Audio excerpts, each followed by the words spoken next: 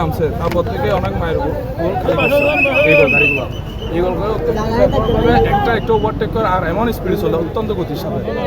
এই গাড়ির সাথে অ্যাক্সিডেন্ট সমস্যা হওয়ার পর অলরেডি দুজন ডেড, এখনো বর্তমান দুজন ডেড, আরেকজন আছে অত্যন্ত ডেডের পথে।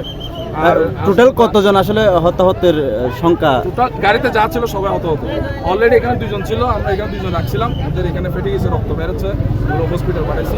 আর যারা দুজন অলরেডি চলে আমরা আপনাদের দৃষ্টি আকর্ষণ করে, সমাজের দৃষ্টি আকর্ষণ করে এবং পড়াশোনার দৃষ্টি আকর্ষণ করে বলবো এই ইগল গাড়িগুলো যাতে বন্ধ হয়ে যায়।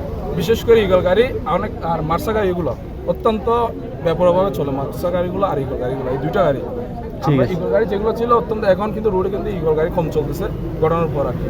ওরা যখন বুঝতে পারছে এখানে গাড়ি ঘোড়া ভাঙচুর হচ্ছে, তারপরে স্বাভাবিকভাবে একজন মানুষ যখন দুজন ডেথ হয়ে যায় কারো মাথা ঠিক থাকে না। ভাইয়ের নাম? আমার নাম হচ্ছে, আমি ধরুন 1 ঘন্টা 1.5 ঘন্টা আগে আমি কক্সবাজার ছিলাম, ইগল গাড়িটা এদিক থেকে আসতেছিল, আমাদের এইগুলো গাড়ি এদিক দিয়ে যাচ্ছিল, হ্যাঁ হ্যাঁ, সরাসরি সংঘর্ষ হয়েছে।